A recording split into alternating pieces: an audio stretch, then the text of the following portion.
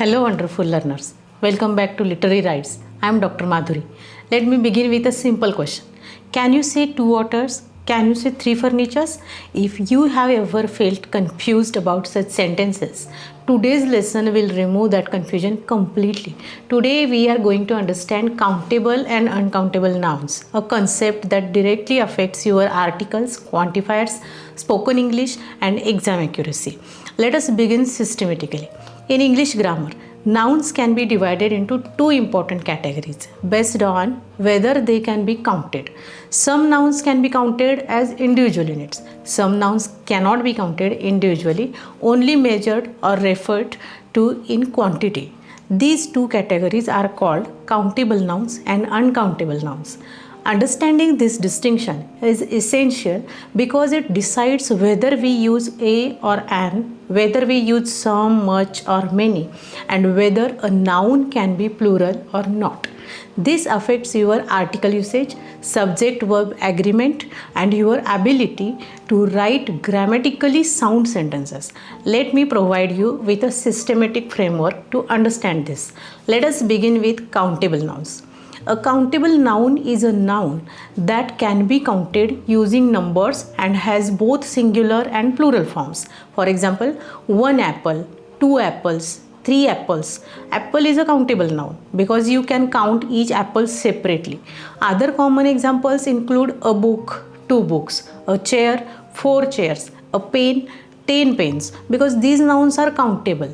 We can use a or an in the singular, numbers before them, and many in questions and negatives. For example, I have a book. She bought three chairs. How many pens do you have? In academic context, countable nouns are essential for precise communication. Academic example. The researcher conducted 5 experiments and analyzed 20 samples. Noticed?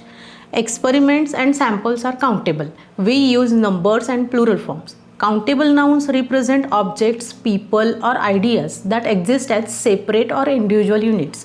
Physical objects like book, chair, table, pen, living things like cat, dog, tree, student, ideas that can be counted individually like problem, solution, mistake, suggestion. This clear categorization helps you choose the right article and quantifier every time. Now let us turn to uncountable nouns. An uncountable noun is a noun that cannot be counted as individual units. It usually represents a substance, material, abstract idea, or collective mass. It does not have a plural form. For example, water, rice, milk, furniture. You cannot say one water, two waters, one furniture, three furnitures. These nouns are uncountable because we see them as a whole, not as separate items. Instead of counting them, we measure or describe quantity. For example, some water, a glass of water, a bag of rice, a piece of furniture. Let me give you major categories to help you identify uncountable nouns systematically. Category number 1, liquids and gases. Water, milk, coffee, tea, oil, air, oxygen. For example, the water in this glass is pure. Category number 2, materials and substances. Wood, paper, glass, plastic, cotton, rice, flour, sugar, salt. For example, rice is a staple food in many cultures. Category number 3, abstract concepts. Information, knowledge, advice, news, research, evidence, progress, happiness. For example, the research conducted at this university is groundbreaking. Category number 4, fields of study and activities. Mathematics, physics, literature, music, homework, work. For example, mathematics requires logical thinking. Category number 5, collective groups. Furniture, luggage, baggage, equipment, machinery, jewelry. For example, the furniture in this room was imported from Italy. Noticed? I said the furniture was, not where. It is singular.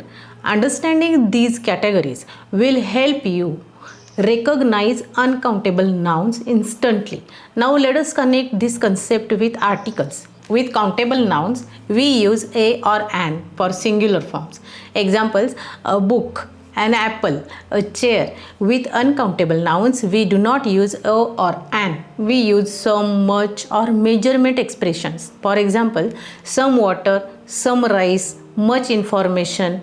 This is why sentences like an information or a furniture are grammatically incorrect. We also use different quantifiers. For countable nouns, we use many or few, many books, few students. For uncountable nouns, we use much or little, much water, little information. This distinction is tested in competitive exams like UGC NEET and is essential for formal writing. Now let me address important nuances that distinguish proficient users from beginners. Nuance 1. Context dependent nouns. Some nouns can be both countable and uncountable depending on their meaning. For example, paper. As a material, I need some paper to write on. Uncountable. As an individual document, please submit your papers by Friday. Countable. Another example, glass. As a material, the window is made of glass. Uncountable. As containers, she drank 2 glasses of water. Countable. Context determines the classification. Nuance 2. Plural looking uncountable nouns. Some nouns end in yes but are uncountable and take singular verbs. For example, news, physics, mathematics, economics. The news is disturbing, not the news are disturbing. Physics is my favorite subject, not physics are my favorite subject. This is a common error area in formal examinations. Now let me highlight some very common mistakes, especially among Indian learners. Error 1. Adding articles to uncountable nouns. The wrong one is, she gave me many informations. Correct one is, she gave me some information. Or she gave me much information. Why it matters? Using informations is a fundamental error that undermines credibility in academic and professional writing. Error number 2. Pluralizing collective nouns incorrectly. The wrong one is, I bought new furnitures. Correct one is, I bought new furniture or I bought new pieces of furniture. Why it matters? This error is particularly common among Indian English speakers and signals grammatical weakness. Error number 3. Incorrect measurement expressions. The wrong one is, he drank 2 waters. Correct one is, he drank 2 glasses of water or he drank 2 bottles of water. Remember this clearly.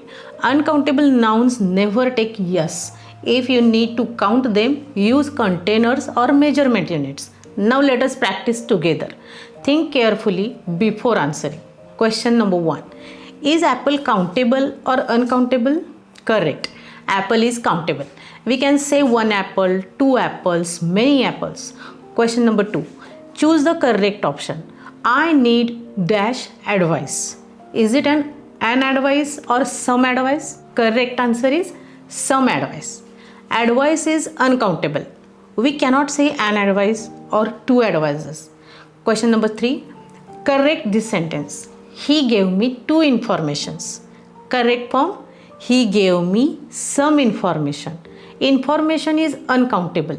Use countable alternatives like facts or details.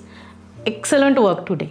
You now understand which nouns can be counted and which cannot, and how that choice controls your use of articles and quantifiers in grammatically correct sentences. In the next video, Swaranjali and I will teach you singular and plural nouns, the rules for forming plurals correctly, including irregular plurals like child, children, and man, men. It's going to make so much sense. Subscribe to Literary Rights and let's build your grammar confidence together. Nothing difficult, nothing missing, just clear, complete learning. See you in the next lesson. Keep learning, keep growing. Bye.